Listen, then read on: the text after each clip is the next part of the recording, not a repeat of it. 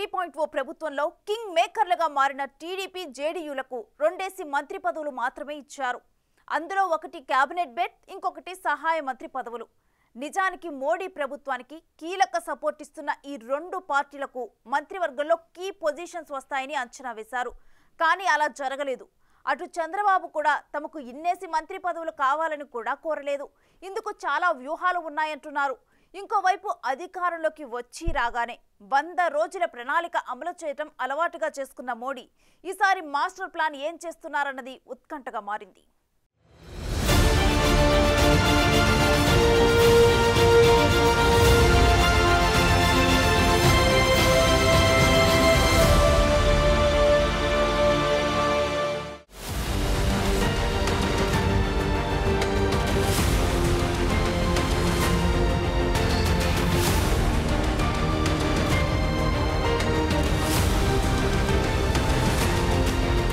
మోడీ మంత్రివర్గంలో టీడీపీ నుంచి ఇద్దరికి ఛాన్స్ వచ్చింది.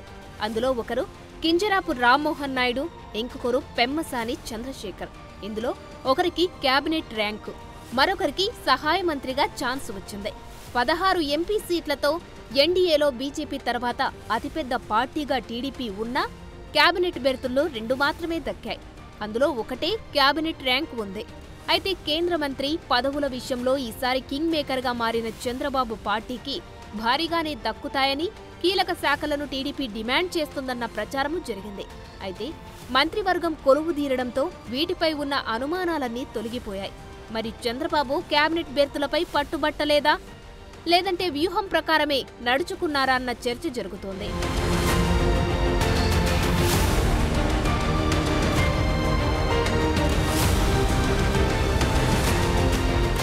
నిజానికి కేంద్ర మంత్రి పదవులను ఎక్కువగా డిమాండ్ చేసి అడిగితే రాష్ట్రాభివృద్ధి, నిధుల విషయంలో ఇబ్బందులు వస్తాయన్న ఆలోచన కూడా చంద్రబాబు చేశారంటున్నారు.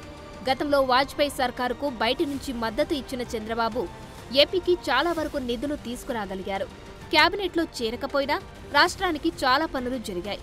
1999లో వాజ్పేయి నేతృత్వంలో తొలిసారి ఏర్పడిన ఎన్డీఏ ప్రభుత్వంలో చంద్రబాబు నాయుడు కీ రోల్ పోషించారు.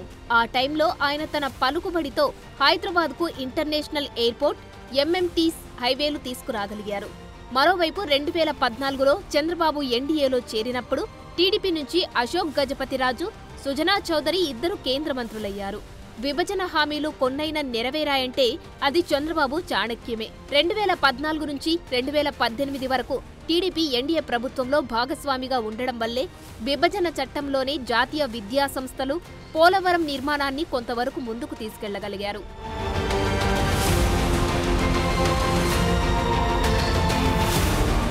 సీన్ కట్ చేస్తే ఇప్పుడు కూడా టీడీపీకి 2 మంత్రి పదవులు దక్కాయి. ఇప్పుడు డిమాండ్ చేసే కెపాసిటీ తెలుగుదేశం పార్టీకి ఉన్నా చాలా చాకచక్యంగా వ్యవహరిస్తున్నట్లు చెబుతున్నారు. ఇప్పుడు ఏపీ చాలా ఆర్థికంగా అప్పుల ఊబిలో చిక్కుకుపోయి ఉంది. రాజధాని ప్రశ్నార్థకమైంది. కీలకమైన పోలవరం ఆగిపోయింది. సో ఇప్పుడు ఏపీకి చాలా వరకు నిధులు అవసరం. ఓవైపు సంక్షేమం, ఇంకోవైపు అభివృద్ధి కీలకంగా మారాయి. అందుకే ఈ దఫా ఏపీకి చాలా కీలకం.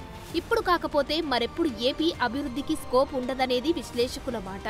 అందుకే ఈ విషయాలన్నిటిపై చంద్రబాబు ఫుల్ ఫోకస్ పెట్టారంటున్నారు. అందుకే కేంద్ర మంత్రి పదవులపై డిమాండ్లు పెడితే నిధుల విషయంలో రాజీ పడాల్సి వస్తుందన్న టాక్ కూడా ఉంది. అందుకే ఎక్కువ కేంద్ర మంత్రి పదవులకు బదులు ఎక్కువ నిధులు రాబట్టడం, ప్రాజెక్టులు తీసుకురావడంపైనే టీడీపీ అధినేత దృష్టి ఉందంటున్నారు. 2014తో పోలిస్తే ఇప్పుడు బీజేపీకి టీడీపీ సపోర్ట్ కంపల్సరీగా అవసరం ఏర్పడడం అడ్వాంటేజ్గా మారింది.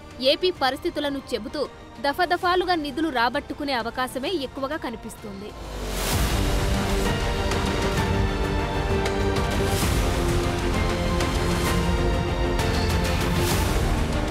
ఇంకోవైపు ప్రధాని మోడీ 100 రోజుల ప్రణాళికపై ఉత్కంఠ ఏర్పడుతుంది. ఎందుకంటే గెలిచిన ప్రతిసారి 100 రోజుల్లో తక్షణమే ఫలానా పనులు చేయాలని మోడీ అనుకుంటూ వస్తున్నారు. గత టర్మ్లో ఇదే చేశారు. నెక్స్ట్ ఎజెండా ఏంటో ఫిక్స్ చేయడం, అమలు చేయడం అలవాటుగా మార్చుకున్నారు. ఇప్పుడు కూడా మూడోసారి ఖచ్చితంగా ప్రభుత్వం వచ్చి తీరుతుందని నమ్మి 100 రోజుల బ్లూ ప్రింట్ సిద్ధం చేశారు. ఎలక్షన్ షెడ్యూల్ రిలీజ్ అవ్వడానికి ముందే కార్యాచరణ రెడీ చేయాలని దిశానిర్దేశం చేశారు పీఎం. ఫైనల్ గా మోడీ విజన్ 2047 టార్గెట్ గా పెట్టుకున్నారు.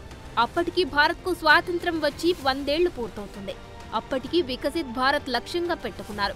మూడోసారి ప్రధాని అయితే తొలి 100 రోజుల్లో చేయాల్సిన పనులు ప్రణాళికలను ముందే సిద్ధం చేసి పెట్టుకున్నారు మోడీ. हैट्रिक प्राइम मिनिस्टर बनकर आज देश का सेवा करेंगे। 10 साल में जो सेवा किया है और उसको आगे ले जाते हुए जो विकसित भारत के लिए 2047 तक भारत दुनिया के एक विकसित देश बनकर उभर के आना चाहिए। इसी दृष्टिकोण में विकसित भारत के लिए मोदी जी के नेतृत्व में हम पूरे काम करेंगे। मेरा को पूरा विश्वास है मोदी जी के नेतृत्व में तेलंगाना और साथ साथ भारत एक शक्तिशाली भारत बनकर एक विश्व में विश्वगुरु स्थान पर ले जाने के लिए जो हमारा लक्ष्य है उसी लक्ष्य में हम आगे बढ़ते रहेंगे। 2019 లోక్సభ ఎన్నికల ఫలితాలకు ముందు కూడా ఇలాగే 100 రోజుల ప్లాన్ సిద్ధం చేశారు మోడీ. గెలవగానే ఒక్క నిమిషం కూడా వృథా చేయకుండా వాటి అమలుపై దృష్టి పెట్టారు. 2019లో గెలిచిన 100 రోజుల్లోపే ఆర్టికల్ 370ని రద్దు చేయడం, ట్రిపుల్ తలాక్కు ముగింపు పలకడం జరిగాయి. మరి ఈసారి ఎలాంటి కీలక నిర్ణయాలు ఉంటాయన్నది ఆసక్తికరంగా మారింది. వచ్చే 25 ఏళ్లలో దేశంలో ఎలాంటి అభివృద్ధి జరిగితే బాగుంటుందో చెప్పాలని లక్షలాది మంది నుంచి మోడీ సలహాలు స్వీకరించారు. యూనివర్సిటీలు, వేర్వేరు రంగాల ప్రభుత్వేతర స్వచ్ఛంద సంస్థలు, నిపుణులు ఇలా దాదాపు 15 నుంచి 20 లక్షల మంది నుంచి సలహాలు తీసుకున్నారు. ఆర్టిఫిషియల్ ఇంటెలిజెన్స్తో వారిచ్చిన సలహాలను రంగాల వారీగా విభజించారు. ప్రతి మంత్రిత్వ శాఖ డిపార్ట్మెంట్లో అంకితభావంతో పనిచేసే అధికారులకు పనిని అప్పగించారు కూడా. ఈసారి మోడీ హయాంలో దేశం ఉన్నత శిఖరాలకు వెళ్తుందని అంటున్నారు బీజేపీ నేతలు. सरकार बन गई है। ये देश का सौभाग्य है कि प्रधानमंत्री श्रीमान नरेंद्र मोदी जी तीसरी बार प्रधानमंत्री बने हैं लगातार, और उनके नेतृत्व में भारत नई ऊंचाइयों को छुएगा। न केवल अपने देश का विकास होगा बल्कि प्राणों से प्यारी जनता का कल्याण भी होगा और भारत दुनिया को दिशा भी दिखाएगा।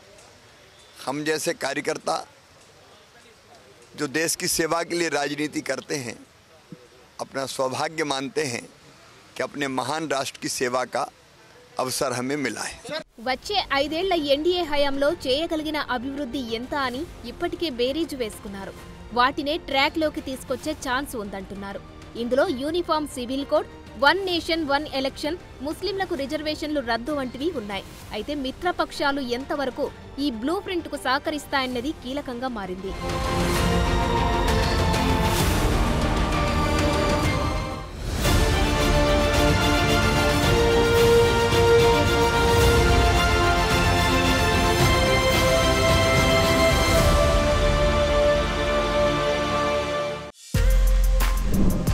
For more videos like this, subscribe Big TV channel.